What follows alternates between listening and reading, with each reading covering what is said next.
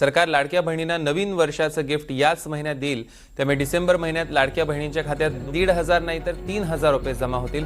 यावेळी नोव्हेंबर आणि डिसेंबर महिन्याचे दोन्ही हप्ते बँक एकदमच खात्यात जमा करणार आहे। 1.5 कोटी माझ्या महिला भगिनींनी बहिणींनी त्यापैकी आज 33 लाख बहिणींच्या खात्यामध्ये 990 कोटी रुपये आज जमा झालेले आहेत।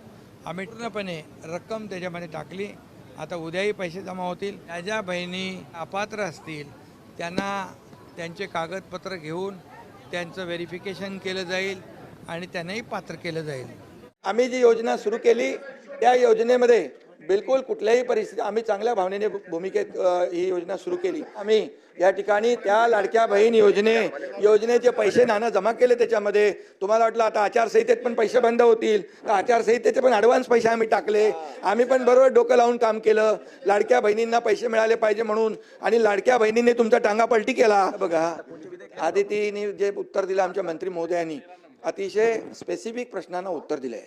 आणि तुम्हाला सांगतो कुठल्याही परिस्थितीमध्ये लाडकी बहीण योजना तुम्हाला वाटतं कमी होईल, बंद होईल, मी सांगतो तुम्हाला लाडकी बहीण योजना कधीही बंद होणार नाही।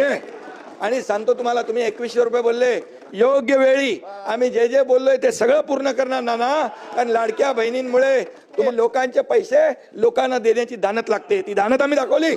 आणि म्हणून या ठिकाणी तुम्हाला सांगतो लाडकी बहीण योजना कधी बंद होणार नाही। जे जे आम्ही बोललोय ते पूर्ण करणार आणि करणार योग्य वेळी, योग्य वेळी, योग्य वेळी, योग्य वेळी, योग्य वेळी। कोणी माईकाला आला तरी बंद नाही होणार।